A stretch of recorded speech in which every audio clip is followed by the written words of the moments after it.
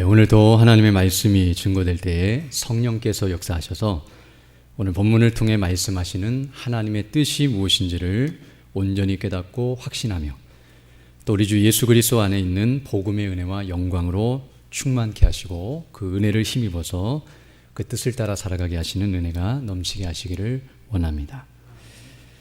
오늘 본문 말씀이 들어있는 이 사도행전 10장의 말씀은 지난 시간에도 살펴본 것처럼 고넬료라고 하는 사람이 구원을 받게 되는 모습 또는 그 과정을 우리에게 증거해주고 있습니다.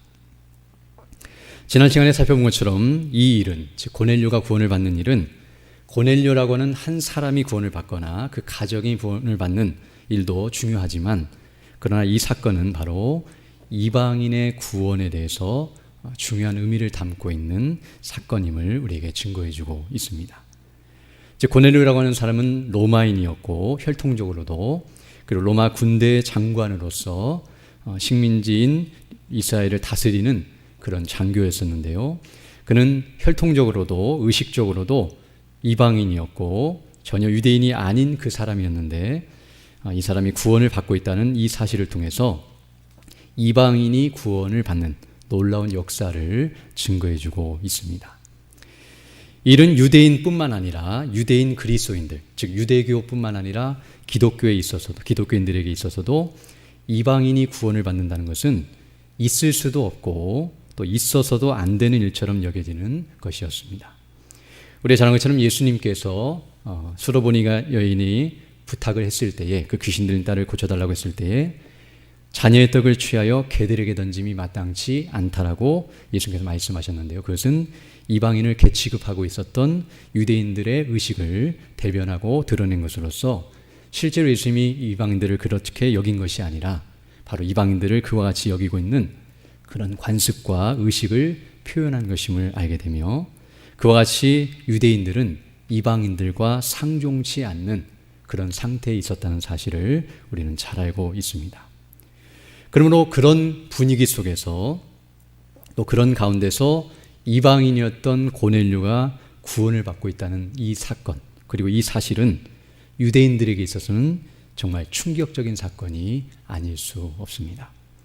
그러나 동시에 이 사건은 이방인들에게 있어서는 정말 놀랍고도 영광스러운 일이 아닐 수 없습니다. 우리 모두에게 마찬가지인데요. 앞서 말씀한 것처럼 우리는 유대인이 아니라 이방인들입니다. 우리가 구원을 받을 수 있는 것도 바로 이 연장선상에 있다는 것을 알게 되는데요. 만약 고넬료의 구원이 무효화되고 고넬료가 이방인으로서 구원을 받을 수 없다고 한다면, 성경이 그것을 지원하거나 그것을 인정하지 않는다고 한다면 우리의 구원도 헛된 것이 될 수밖에 없다는 사실. 그러므로 이 고넬료의 구원은 바로 유대인뿐만 아니라 이방인도 구원을 받는 이런 놀라운 역사를 우리에게 증거해주고 있다는 것을 알게 됩니다. 그래서 우리는 지난 시간에 오늘 본문 앞부분인 1절부터 8절까지의 말씀을 통하여 이러한 이방인의 구원과 관련된 중요한 사실들을 살펴본 바 있습니다. 1절로 8절의 내용을 간략하게 요약하면 이렇게 말씀하고 있는데요. 하나님께서 천사를 보내셔서, 고넬료에게 보내셔서, 그때 고넬료가 기도하는 중이었었는데 천사가 나타나 베드로를 청하여 그에게 말을 들으라고 하는, 즉 베드로를 청하라고 하는 명령을 듣게 되는 모습이 나타나고 있습니다. 그것이 오늘 본문 앞부분에 있는 내용이었는데요. 우리는 그 사건, 그 일을 통해서 첫 번째로는 이런 이방인의 구원이라고 하는 것이 하나님의 뜻이고 하나님의 행사였다는 사실을 깨닫게 되었습니다. 즉 이방인이 구원을 받는 것은 사람의 생각, 즉 사람들이 계획하거나 뜻한 바가 아니고, 또 사람의 행사, 사람들이 노력하고 능력껏 행해서 이루어진 결과가 아니라 하나님께서 작정하시고 이루신 일이라는 사실을 우리에게 가르쳐 줍니다. 앞서 유대인과 이방인이 서로 상종치 않고 서로 하나 될 수 없는 그런 물과 기름과 같은 상태에 있었다는 것을 생각할 때에 그냥 내버려 두면 그들은 서로를 대적하고 싫어하며 결코 복음을 전하거나 듣게 되는 일이 없게 되고, 이방인에게 구원받는 일이 있기를 기대하거나 또 그 일을 위해서 복음을 증거하는 일뿐만 아니라 이방인이 구원을 받는 일도 없다는 사실을 알게 됩니다.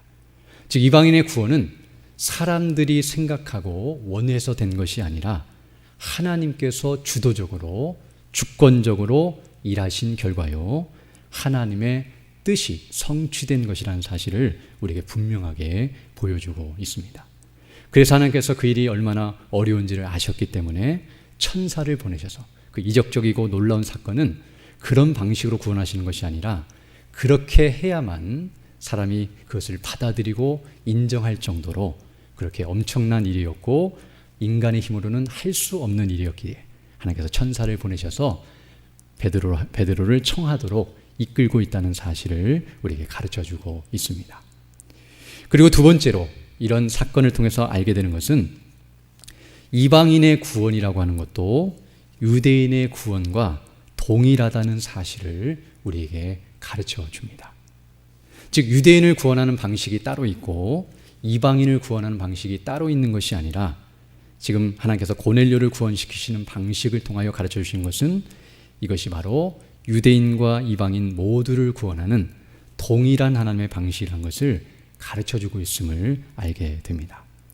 즉 이방인의 구원이라고 하는 것은 특이하고 특별한 방식, 즉 보편적이고 일반적인 방식이 아니라 예외적인 방식으로 구원하신 것이 아니라 모든 사람을 구원하시는 보편적이고 동일한 방식으로 하나님께서 우리를 구원하신다는 사실을 이방인의 구원을 통해서도 보여주시고 계십니다.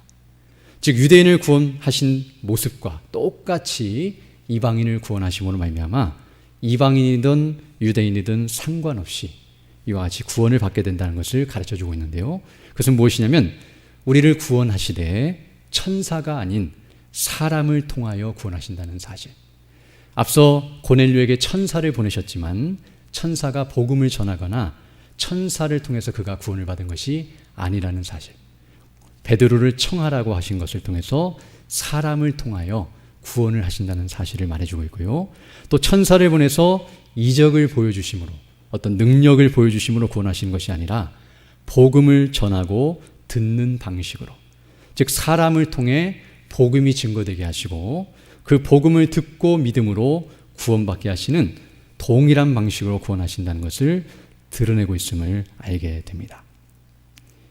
이처럼 이방인의 구원도 유대인과 동일하게 하나님의 복음을 들을 때에 성령께서 거듭나게 하심으로 그 복음의 말씀을 믿고 구원을 받게 하시는 동일한 방식으로 이방인도 구원을 받게 된다는 것을 우리에게 가르쳐 줍니다.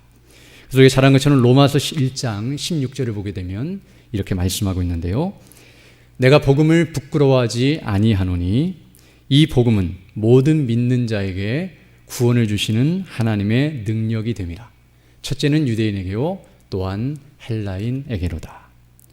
지금 이 말씀을 통해서 무엇을 가르쳐 주시냐면 구원이라고 하는 것은 사람이나 천사에게 있는 것이 아니라, 우리를 구원하는 능력이 그들에게 있는 것이 아니라 오직 복음에 있다. 복음이 우리를 구원한다고 분명하게 가르쳐주고 있고요.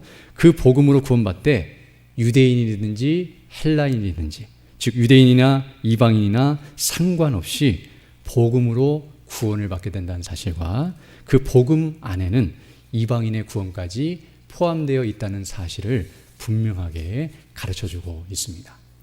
그리고 또 고린도전서 1장 21절에서 말씀하는 것처럼 하나님의 지혜에 있어서는 이 세상이 자기 지혜로 하나님을 알지 못하는 거로 하나님께서 전도에 미련한 것으로 믿는 자들을 구원하시기를 기뻐하셨도다라고 말씀하심으로써 오늘 여기서도 복음을 들을 때, 여기 전도라고 하는 것은 복음을 증거하는 설교 행위와 복음이 선포되는 행위를 말하는데요. 바로 복음이 증거될 때에 그것을 믿음으로 말미암아 구원하시는 것, 이것이 바로 하나님께서 택하신 백성들을 구원하시는 동일하고 유일하고 온전한 방식임을 우리에게 가르쳐주고 있습니다. 그러므로 우리가 이 말씀들을 상고하면서 정말 복음이 증거될 때에 이와 같이 구원받는 놀라운 역사가 일어나기를 간절히 소망하고요. 또 그런 일에 우리가 온전히 쓰임을 받고 또 헌신하는 역사가 있기를 소망합니다.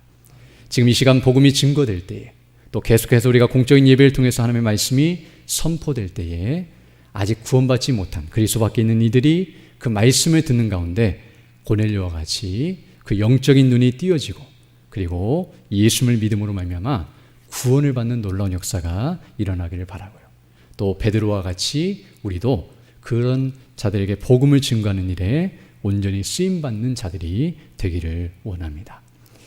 이제 오늘 본문의 말씀을 보게 되면 이제 그런 놀라운 역사가 일어나는 일에 있어서 이제 쓰임을 받고 있는 베드로의 모습을 우리에게 증거해주고 있습니다.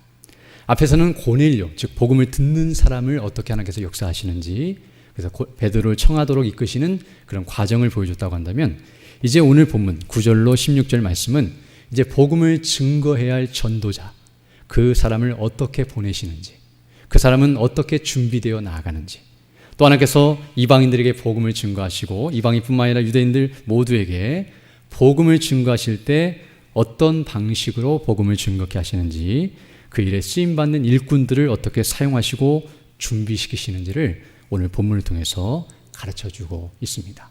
그럼 우리가 이 말씀을 다시 한번 상고하면서 우리가 이 일에 쓰임받기를 사모하고 어떤 의미에서 우리는 이미 구원을 받고 또 그런 은혜 가운데 거하고 있다면 이제 그 복음을 증거하는 베드로와 같은 그런 전도자의 사명을 감당해야 하는데요. 물론 우리가 사도는 아니지만 모두가 제자요 복음 증거자임을 기억하면서 그 일에 온전히 헌신하고 쓰임받는 자들이 되기를 원합니다. 그럼 오늘 본문을 보게 되면 이제 이렇게 말씀하고 있는데, 먼저 9절부터 10절을 보게 되면 먼저 이 오늘 본문에 나타나는 환상이 나타나고 있는데요. 11절로 16절에 보면 베드로에게 환상이 나타나고 있는데, 오늘 9절로 10절은 바로 그 환상이 일어나고 있는 시기와 상황이 어떠한지를 우리에게 가르쳐주고 있습니다.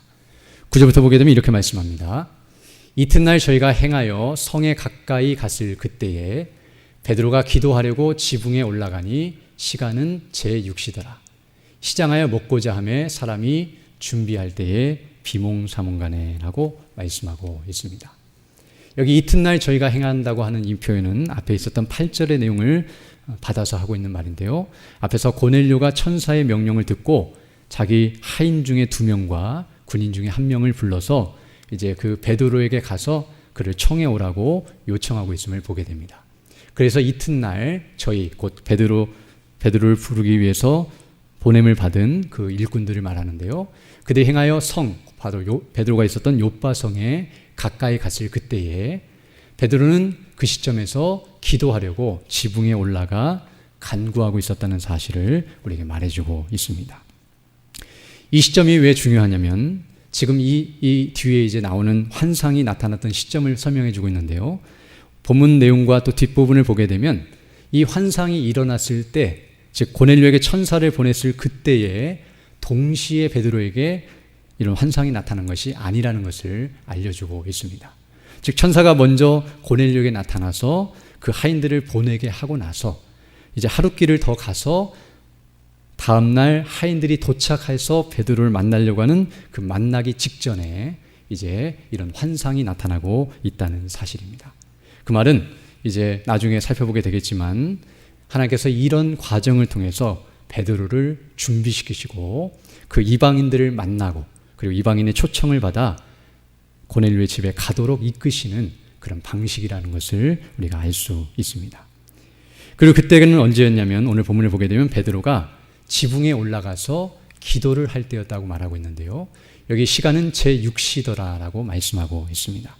여기 6시는 오늘날로 표현하면 12시, 낮 12시인데요. 10절에 보게 되면 시장하여 먹고자 하며 사람들이 음식을 준비하는 시간이었다라고 말씀한 것처럼 식사 시간이 가까웠고 그때까지 아직 식사를 하지 못해서 시장한 상태에 있는 그런 시간에 기도하고 있었다는 것을 우리에게 말해주고 있습니다. 당시 지붕은 우리나라와 같은 형태가 아니라 옥상이나 다락과 같이 평평한 바닥으로 이루어진 그런 옥상의 형태를 가진 지붕이었는데요. 그곳에 올라가서 사람들과 만나지 않고 홀로 하나님 앞에 기도하는 그런 시간이었다는 것을 알게 되고요.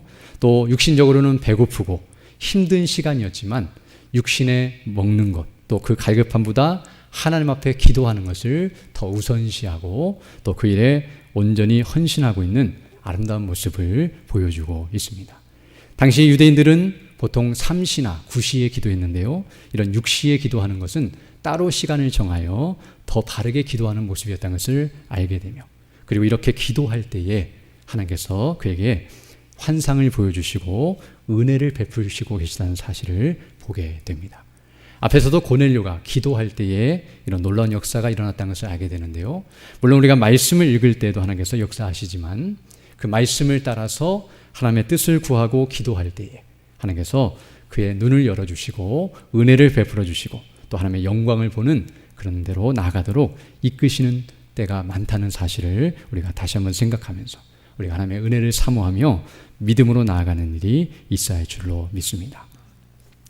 그러고 나서 이제 오늘 본문 11절로 16절을 보게 되면 이와 같이 기도하는 가운데 환상이 나타나서 이제 베드로에게 명령하고 있다는 사실을 가르쳐주고 있습니다.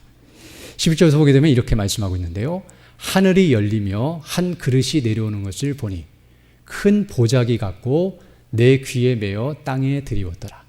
그 안에는 땅에 있는 각색 4발 가진 짐승과 기는 것과 공중에 나는 것들이 있는데 13절 또 소리가 있으되 베드로야 일어나 잡아먹으라 하거늘 베드로가 가로되 주여 그럴 수 없나이다.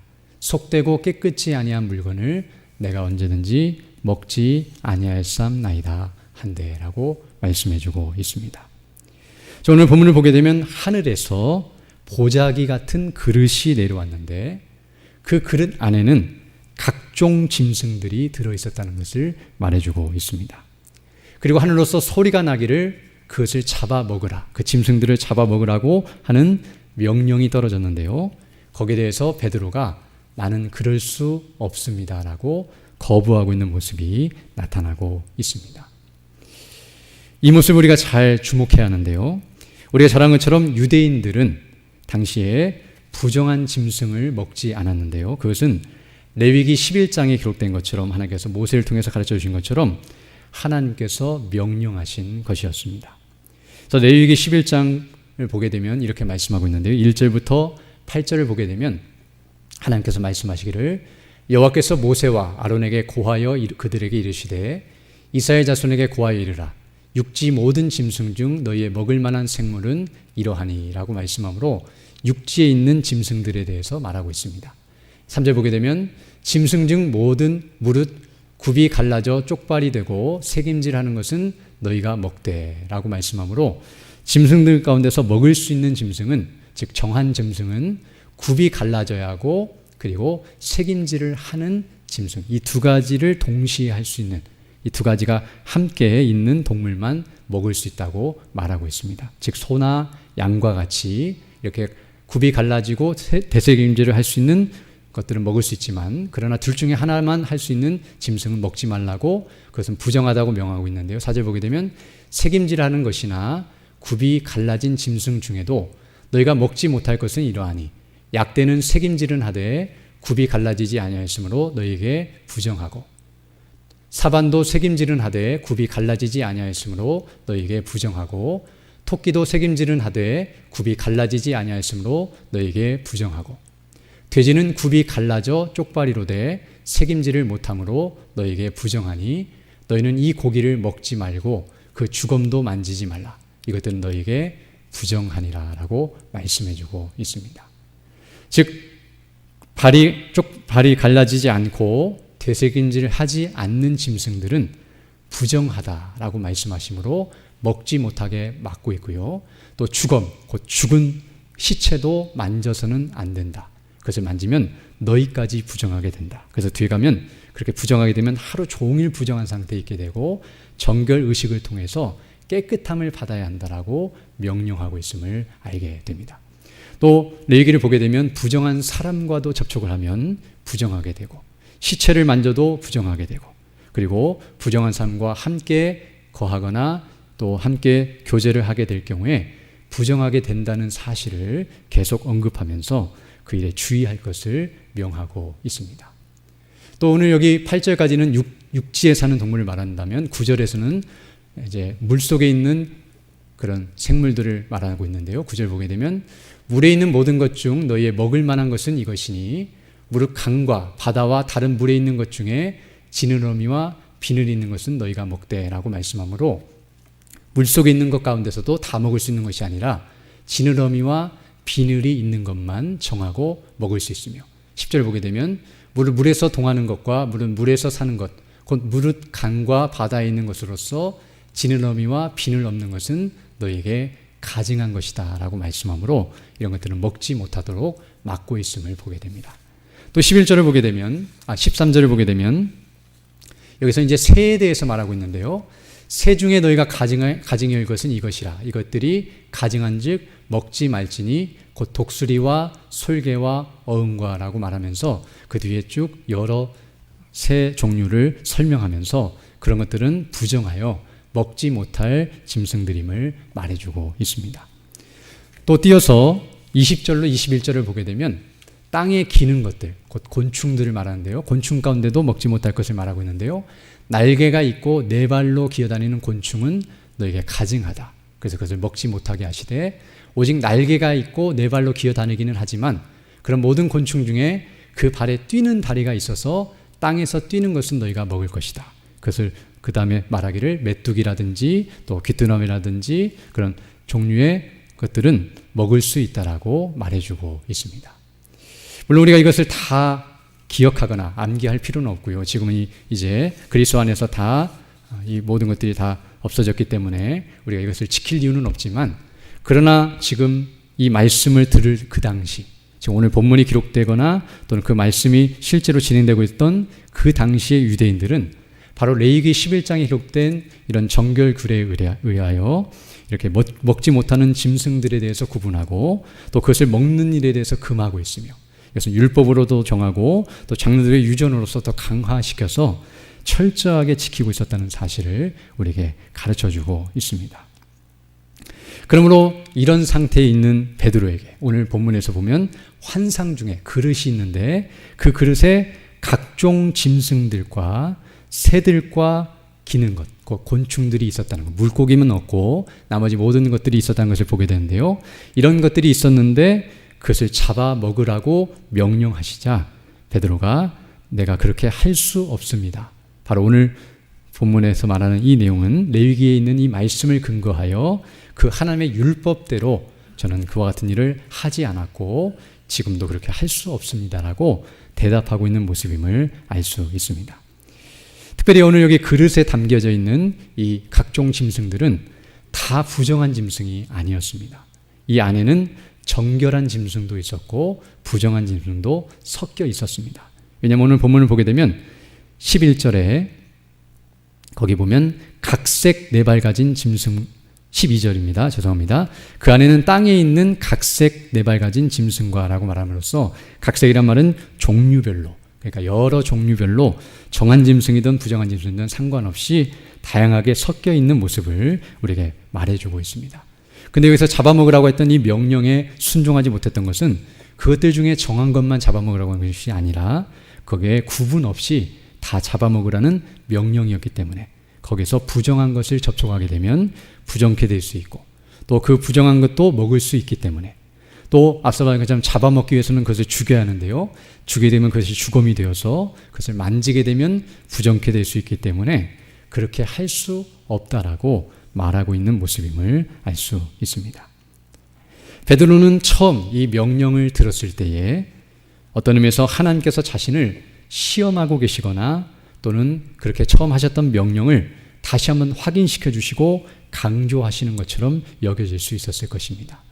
즉 이렇게 명령하심으로 그것을 다시 상기시키시고 그렇게 하는지 안 하는지 한 번 더 확인하시는 그런 차원에서 하시는 것이라 여기면서 자신은 그렇게 한 적이 없고 그렇게 할 수 없습니다라고 담대하게 말하고 있습니다. 그러나 오늘 본문 15절로 16절을 보게 되면 도리어 하나님께서는 그렇지 않다는 사실을 가르쳐주고 계시는데요.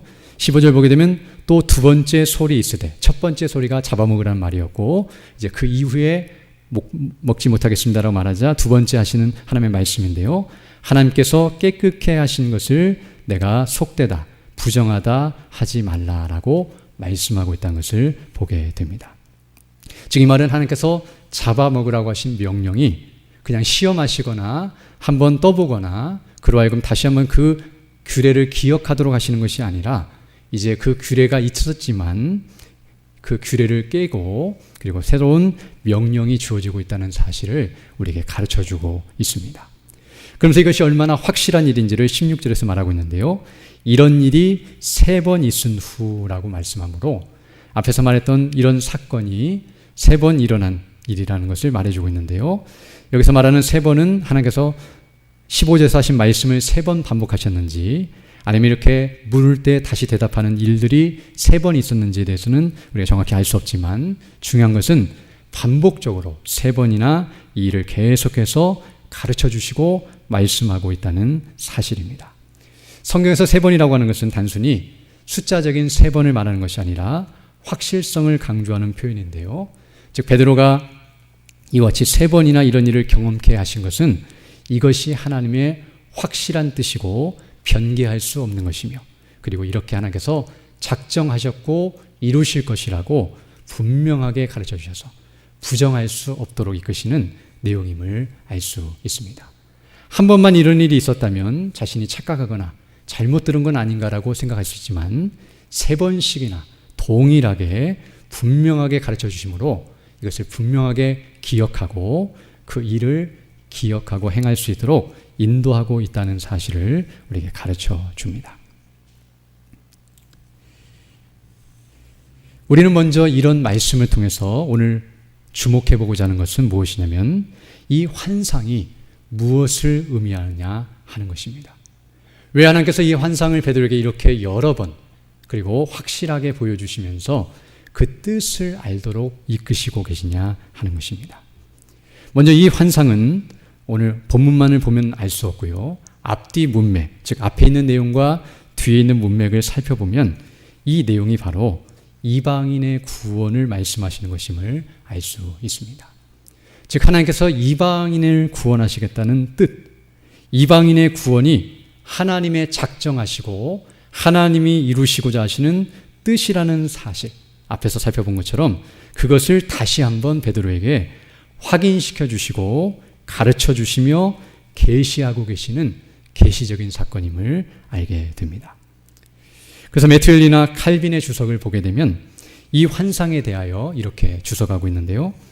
하나님께서 유대인과 이방인 사이에 막힌 담을 허시고 그들을 한 교회의 지체로 삼으신 것을 보여주는 것이다. 그리고 여기 하늘에 열리고 그릇이 내려왔는데 그 그릇이 오늘 본문을 보게 되면 양쪽 동서남북 4귀퉁이가 묶여 있다고 하면서 표현하고 있는데 이 4귀퉁이가 묶여 매어 있는 것은 그리고 그 안에 부정한 짐승과 정한 짐승이 섞여 있는 이 모습은 바로 동서남북 사방으로부터 불러 모아 하나님께서 유대인과 이방인을 그릇과 같은 한 교회 안에 모아놓고 그들을 그와 같이 이끄시는 천상의 교회의 모습을 보여주는 것이다. 그래서 이 모습이 하늘에서 내려왔고 뒤에 16절 보게 되면 다 3번 있은 후에 그 그릇이 곧 하늘로 올리워 가니라 라고 말씀함으로써 하늘의 영광과 하나님의 뜻과 하나님께서 원하시고 기뻐하시는 교회의 모습이 무엇인가를 보여주신 것이 바로 이것임을 우리에게 가르쳐 줍니다. 이 내용이 바로 에베소서 2장 11절로 18절에서 우리가 확인할 수 있는데요. 에베소서는 이방인 교회인 에베소 교회에 보낸 서신인데요. 바울이 그들을 향하여 말하기를 그러므로 생각하라. 너희 곧 이방인들인 너희는 그때 즉 예수님 믿기 이전에 구원받기 이전에 육체로는 이방인이요 즉 유대인이 아니요 이방인이요 손으로는 육체에 행한 할례당이라 칭하는 자들에게 무할례당이라 칭함을 받는 자들이요 즉 혈통적으로도 이방인이고 또 의식적으로도 할례를 행하지 않는 무할례당이었었고 12절 보게 되면 그때 너희는 그리스도 밖에 있었고 이스라엘 나라 밖의 사람이라 약속의 언약들에 대하여 외인이요 세상에서 소망이 없고 하나님도 없는 자였더니 13절 보게 되면 이제는 전에 멀리 있던 너희가 그리스도 예수 안에서 그리스도의 피로 가까워졌느니라. 바로 예수님의 피로 말미암아 그 구속으로 말미암아 이방인들이 죄사함을 받고 의롭다 하심을 받아 우리가 아는 복음을 통해서 그들이 구원을 받아 이와 같이 그리스도께로 하나님께로 가까이 왔다는 사실을 말해주고 있습니다. 더 나아가 14절 보게 되면 그는 우리의 화평이시니라. 곧 그리스도는 화평이신데 하나님과 우리 사이에 반목을 깨시고 하나님과 우리 사이를 화평케 하신 분일 뿐만 아니라 더 나아가 둘로, 여기 말하는 둘은 이방인과 유대인을 가리키는데요. 이방인과 유대인 둘로 하나를 만드사 중간에 막힌 담을 허시고 15절 보게 되면 원수된 것, 곧 의문에 속한 계명의 율법을 자기 육체로 폐하셨으니 이는 이 둘, 즉 이방인과 유대인들로 자기 안에서 그리스도 안에서 한 세 사람을 지어 화평하게 하시고 또 십자가로 이 둘, 유대인과 이방인을 한 몸으로 하나님과 화목하게 하려 하심이라. 즉 유대인과 이방인을 그리스도 안에서 하나가 되게 하셔서 한 몸인 그리스도의 몸인 교회를 이루게 하시고 그리고 그리스도를 머리로 하는 교회가 하나님과 화목하며 하나님과 연합하며 또 그리스도와 연합하며 하나님 안에서 성령이 하나 되게 하신 것을 힘써 지키게 하시는 놀라운 역사를 이루셨다는 것을 선포하고 있습니다. 그래서 원수된 것을 십자가로 소멸하시고 또 오셔서 먼데 있는 너희, 즉 이방인들에게 평안을 전하고 가까운 데 있는 자들, 곧 유대인들인데요, 그들에게 평안을 전하셨으니 이는 저로 말미암아 그리스도로 말미암아 우리 둘, 유대인과 이방인이 한 성령 안에서 아버지께 나아감을 얻게 하려 하심이라 라고 말씀해 주고 있습니다. 바로 이것이 오늘 본문에 나타난 환상의 내용이고 이 환상을 통해서 증거하시고 가르쳐 주시는 부분임을 알게 됩니다. 바로 이런 모습, 즉 그리스도 안에서 유대인과 이방인이 하나가 되어서 한 교회를 이루고 하나님을 아버지로 그리고 하나님의 백성으로서 교회를 섬기며 복음을 증거하는 이 복되고 아름다운 모습이 바로 하나님께서 원하시고 기뻐하시는 교회의 아름다운 모습이라는 사실을 우리에게 가르쳐주고 있는 것입니다. 지금 하나님께서는 이방인의 구원을 말씀하고 있지만 사실은 이방인만의 구원을 말하고 있는 것이 아니라 유대인과 이방인 모두를 그리스도 안에서 하나 되게 하시는 교회의 아름다운 모습을 보여주고 있음을 우리는 알아야 합니다. 즉 이방인들만 특별하게 구원하시거나 또 그들로만 구성된 교회를 말씀하는 것, 즉 이방인도 또 구원받아 따로 교회를 이룬 모습을 말하고 있는 것이 아니라 이방인도 교회에 속해서 유대인과 하나가 된 모습을 구상하시고 계획하시고 진행하시면서 베드로로 하여금 그 일을 실행하도록 쓰임받도록 그를 일꾼으로 삼으시면서 행하시고 있다는 사실을 우리에게 가르쳐주고 있습니다. 그러나 우리가 여기서 한 가지 더 나아가서 알아야 할 것은 오늘 본문과 또 이런 내용들은 단순히 유대인과 이방인 사이에 하나됨만을 말하고 있는 것은 아닙니다. 즉 유대인과 이방인과 같은 그런 상태와 같이 교회 안에는 그와 같은 수많은 분리와 분열과 대적의 관계가 있다는 것을 우리는 잘 알고 있는데요. 교회 속에 이방인들과 유대인들이 갖고 있는 대적과 그런 적대 감정과 같은 것이 우리 성도들 마음속에도 여전히 존재할 수 있다는 사실을 우리는 잘 알고 있습니다. 이 말을 통해서 지금 우리는 이방인 교회고 우리는 이방인만 모였기 때문에 오늘 여기 중심교회에 유대인을 데려와야 한다는 것을 말하고 있는 것이 아니라 이방인들로만 모여 있다 할지라도 그 안에서 하나 되지 못하게 만드는 것들이 있다고 한다면, 그래서 이방인들끼리도 서로 물고 뜯고 서로 하나가 되지 못한 모습이 있다고 한다면 유대인과 이방인이 하나 되지 못한 것과 같은 그런 잘못된 모습이라는 것을 가르쳐주면서 그리스도 안에서 하나가 되어야 한다는 사실을 우리에게 가르쳐주고 있습니다.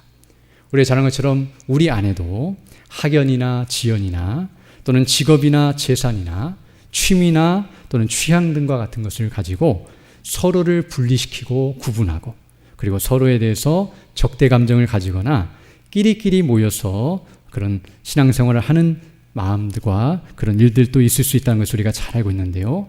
그렇지 아니하고 그것과 상관없이 우리가 함께 교제하고 하나 된 모습으로 나아간다는 것을 우리에게 다시 한번 가르쳐주고 있습니다. 사실 우리 중심교회는 참 복되고 아름다운 교회 중에 하나인데요. 어떤 분의 이야기를 듣게 되면 우리 중심교회에 와서 한 몇 년을 있었는데도 한 번도 어떤 의미에서 직업을 물어보거나 고향을 물어보는 사람이 없었다는 사실, 오랫동안. 그리고 다른 사람의 고향이나 그런 직업을 물어볼 겨를이 없을 정도로 교제하는 가운데 그런 것들이 전혀 문제가 되지 않고 그것 말고도 교제할 것이 너무 많다는 사실을 고백하는 것을 보면서 정말 우리가 항상 교제의 중심은 그리스도가 되어야 하며 하나님의 은혜요 그 사랑이라는 것을 기억하면서 그 안에서 교제하고 하나 되는 모습이 아름다운 모습이라는 것을 우리에게 가르쳐 줍니다. 특별히 성경에서 유대인과 이방인을 언급하고 있는 이유는 바로 이 유대인과 이방인은 상극의 관계에 있는데요. 이 세상에 존재하는 수많은 적대 관계 중에서 최고의 적대 관계가 유대인과 이방인들입니다. 웬만하면 다 섞이거나 하나 될 수 있는데 이들은 결코 섞일 수 없고 하나 될 수 없는 이들 가운데 하나인데요. 그런 자들이 교회로서 그리스도 안에서 하나가 되었다는 사실은 그 어떤 것도 그리스도 안에서 하나 되지 못할 것이 없다는 사실을 우리에게 분명하게 가르쳐주고 있습니다. 이사야서에서 말씀한 것처럼 하나님 나라는 사자와 어린 양이 함께 뒹굴고 서로 물고 뜯는 관계가 아니라 서로 사랑하며 또 함께하는 그런 관계인 것처럼 교회가 바로 그런 모습을 견지하며 나아간다는 사실을 우리에게 분명하게 가르쳐주고 있습니다. 그러면서 오늘 본문 15절에서는 어떻게 하면 교회가 이런 모습을 견지할 수 있는가? 그것을 우리에게 가르쳐주고 있는데요. 15절 하반절을 보게 되면 이렇게 말씀하는데요. 하나님께서 깨끗게 하신 것을 내가 속되다 하지 말라라고 말씀해주고 있습니다. 즉 부정하다 여기는 이방인들이 어떻게 유대인들과 하나가 되어 교회 안에 속할 수 있는가? 그것은 15절에서 말한 것처럼 하나님께서 깨끗게 하셨기 때문입니다. 사실 이방인들은 이전에는 부정한 상태에 있었습니다. 그런데 하나님께서는 그들을 깨끗게 하셨습니다. 이 말은 그들을 정한 상태로 바꾸시고 변화시키셨다는 뜻인데요. 바로 우리가 잘 한 것처럼 복음 안에서 그리스도로 말미암아 성령님께서 하나님의 뜻대로 그들을 거룩하게 변화시키신 사건을 의미합니다. 그래서 하나님께서는 그들을 그렇게 깨끗게 하셨기 때문에 그들을 더 이상 속되다, 부정하다 말하지 말라고 말씀하고 있는데요. 즉 하나님께서는 부정한 그 상태 그대로 내버려 두시면서 이방인과 유대인을 섞어 놓는 것이 아니라 즉 그냥 하나가 되게 묶어 놓는 것이 아니라 도리어 부정한 자들을 거룩하게 변화시키셔서 그들을 하나로 연합시키시는 하나됨을 이렇게 만들고 계시다는 것을 우리에게 가르쳐 줍니다. 그래서 고린도후서 5장 17절 보게 되면 그런즉 누구든지 그리스도 안에 있으면 새로운 피조물이라 이전 것은 지나갔으니 보라 새 것이 되었도다. 우리가 정말 하나님의 은혜 안에서 하나 되고 이와 같은 놀라운 역사 가운데 거할 수 있는 것은 그리스도 안에서 그 피로 말미암아 그 속죄함을 통하여 우리가 거룩한 피조물, 하나님이 기뻐하시는 백성으로 변화가 되었기 때문임을 우리에게 가르쳐주고 있습니다. 그리고 더 나아가서 이렇게 깨끗하게 된 사람들을 부정하다라고 말하지 말라고 명하고 있는데요. 이렇게 하나님께서 깨끗게 하신 사람들은 사람들뿐만 아니라 어느 누구도 부정하다 말할 수 없다는 사실을 가르쳐주고 있습니다. 로마서 8장 1절로 2절에서 말씀하는 것처럼 그러므로 이제 그리스도 예수 안에 있는 자에게는 결코 정죄함이 없나니 이는 그리스도 예수 안에 있는 생명의 성령의 법이 죄와 사망의 법에서 너를 해방하였습니다 라고 말씀함과 같이 하나님의 은혜 안에서 회복되고 새롭게 된 사람들은 어느 누구도 부정하다 말할 수 없다는 사실을 분명하게 말해주고 있고요. 사단마저도 우리를 참소하거나 그 하나님의 깨끗게 하심을 무효화시키거나 우리를 정죄할 수 없다고 분명하게 가르쳐주고 있습니다. 또한 더 나아가 우리가 알아야 할 것은 지금 베드로는 유대인으로서 이방인들을 보면서 부정하다 말하고 있었지만 사실은 이방인만 부정한 것이 아니라 성경대로 하면 본질적으로 말하면 유대인들도 똑같이 부정한 자들입니다.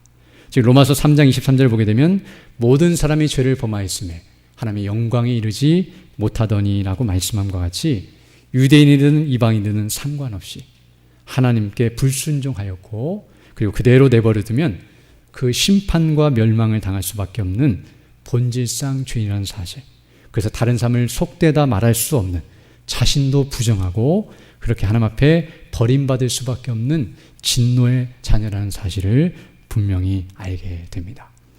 그러므로 오늘 본문의 말씀을 통하여 하나님께서 무엇을 가르쳐 주시냐면 하나님 앞에서 우리 모두는 내 자신이 얼마나 부정한 자인지, 남을 판단하기 전에 내 자신이 하나님의 율법과 그 하나님의 거룩하심과 그 하나님의 완전하심 앞에서 내가 본질상 죄인이요 부패한 본성을 가진 자라는 것을 깨닫고 회개하는 일이 있어야 한다는 사실과, 그런 자리에 있었는데도 불구하고 우리를 깨끗게 하신 하나님의 은혜, 즉 우리를 그리스도로 말미암아 의롭다 하신 칭의와 성령님으로 말미암아 우리를 거룩하게 하시는 성화의 은혜, 이 모든 은혜를 주신 하나님께 우리는 감사와 영광을 돌려야 할 것이고요, 먼저 받은 은혜에 감사한 그 영광의 빛으로 이제 다른 이들을 돌아볼 때에 그들도 나와 똑같은 죄인이고 나와 똑같이 진노와 형벌 가운데 있다는 사실을 기억하면서 그들을 불쌍히 여기고 그들에게 복음을 증거하는 대로 나아가야 하며, 또 그들도 나와 똑같은 은혜로 구원받은 똑같이 거룩함을 받은 자들이라는 것을 알면서 그들도 동일한 시민이요 백성임을 기억하고 함께 사랑하고 섬기며 하나 되는 모습, 이것이 바로 교회 안에서 성도가 그리스도 안에 하나 되는 모습이라는 것을 우리에게 가르쳐주고 있습니다. 즉 이와 같은 은혜가 우리 안에 항상 머물고 또 이 은혜로 충만할 때만이 우리가 이 사실을 견지하며 나아갈 수 있는데요, 그러나 오늘 본문을 보게 되면 베드로에게 이런 환상을 보여주신 이유는 베드로가 그것을 잘 깨닫고 그대로 순종할 수 있는 자리에 있지 않았기 때문에 그것을 가르쳐 주시고 깨닫게 하시고 순종하는 데를 이끄시는 성령님의 역사가 필요하다는 것을 우리에게 보여주고 있음을 알게 됩니다. 즉 사람이 거듭나면, 구원받으면 다 이런 상태로 가는 것이 아니라 연약하고 부족하여서 육신의 생각과 본성대로 행하여 이런 연약함과 악을 행할 수 있고 남들을 속되다 여기고 판단하고 구별하면서 이렇게 하나님의 주신 화평을 깨고 덕을 세우지 못한 대로 나갈 수 있다는 것을 아시기 때문에 그런 대로 나가지 않도록 은혜를 베푸시는 과정이 오늘 본문에 소개되고 있다는 것을 알게 됩니다. 시간 관계상 그 성령님의 역사의 내용을 다 살펴볼 수는 없지만 오늘은 우리가 한 가지만 말씀드리고 말씀 마치려고 하는데요, 바로 베드로에게 하나님께서는 이런 이방인의 구원이라고 하는 것을 가르쳐 주심으로 그것을 통해서 이루시고자 하시는 하나님의 뜻이 무엇인지를 가르쳐 주시고 있다는 것을 알게 되는데요, 이방인의 구원에 대해서 베드로가 알지 못했기 때문에, 즉 무지한 상태에 있었기 때문에 사실은 이미 예수님께서 공생의 기간 동안에 알려주셨고 또 만민에게 복음을 증거하라고 알려주셨고 구약에서도 이미 줄기차게 증거되고 있었지만 그가 알아듣지 못하고 있었고 알려주셔도 관심이 없었고 기대하지도 않은 무지한 상태에 있었기 때문에 이제 하나님께서 성령님을 통해서 이와 같이 가르쳐 주시고 알려주시고 있다는 사실을 보게 되며, 이제 앞서 서두에서 말씀드린 것처럼 베드로는 이를 감당해야 할 일꾼입니다. 이제 고넬료에게 가서 그 복음을 증거하여 이방인을 구원시켜야 하고 그리고 그 일에 쓰임받는 일꾼이었기 때문에 이것이 무엇인지를 알아야, 그것을 온전히 깨달아야 그 일에 합당하게 행할 수 있기 때문에 하나님께서 이와 같이 그를 인도하시며 가르치시는 과정이라는 것을 알 수 있습니다. 모른 채 행할 수 없기에 하나님께서 이와 같이 모든 것들을 하나씩 하나씩 가르쳐 주시고 그것을 알고 깨닫고 확신하게 하사 그것을 감당케 하신다는 것을 우리가 보게 되는데요, 우리도 마찬가지입니다. 이 땅을 살아가면서 교회를 섬기면서 우리가 하나님의 뜻을 완벽하게 아는 것이 아니라 우리가 연약하고 부족하고 무지하여 그 뜻을 알지 못하게 성령께서 이와 같이 우리에게 가르쳐 주신다는 것을 알게 되는데요, 그것은 환상을 보여주시거나 이런 특이한 방식이 아니라 이때는 아직 성경이 완성이 되지 않았고 또 계시가 완료되지 않았기 때문에 이와 같이 가르쳐 주셨지만 우리가 지금은 성경을 통해서 그런 계시가 분명하게 드러난 때이기 때문에 지금은 성경을 통하여 분명하게 그 하나님의 뜻이 무엇인지를 계시하시고 드러내시고, 우리는 이 환상을 통해서 이 뜻이 다 무엇인지 모를 수 있지만 성경을 통해서 다 알고 알려주시고 가르쳐 주신 것 같이 이런 일에 은혜를 베푸시기에 우리가 그 일에 더 힘쓰는 자들이 되어야 한다는 것을 깨닫게 됩니다. 그러므로 우리가 이 말씀처럼 우리 중심교회도 바로 이런 아름다운 교회의 모습을 견지하기 위해 날마다 주의 말씀을 묵상하고 또 그 뜻을 깨닫게 해달라고 간구하며 그 하나님의 도우심과 은혜를 구하는 자들이 되기를 원하고요, 또 그 은혜를 힘입어서 주님 오실 그날까지 이 아름다운 교회의 모습을 계속 견지하며 나아가는 은혜가 넘치기를 간절히 소망합니다. 함께 기도드리겠습니다. 거룩하시고 자비로우신 아버지 하나님, 감사를 드립니다. 오늘 또 다시 한번 우리에게 은혜를 베풀어 주셔서 하나님께서 원하시고 기뻐하신 뜻이 무엇인지를 깨닫게 하시고 그 뜻을 따라 순종할 수 있도록 은혜 베풀어 주심을 감사드립니다. 날마다 주의 뜻이 무엇인지를 말씀을 통해 깨달을 수 있도록 성령께서 가르쳐 주시고 깨닫게 하시며 늘 도우시고 인도해 주셔서 우리 주 예수 그리스도 안에서 베푸신 은혜와 영광이 무엇인지를 주목하고 그 하늘의 영광과 그 은혜를 늘 주목하면서 그 뜻을 따라 복음의 영광으로 충만하여 그 뜻을 따라 살아가는 우리 모두 될 수 있도록 은총을 더하여 주옵소서. 모든 것 주께 의지하고 우리 주 예수님 이름으로 기도드립니다. 아멘.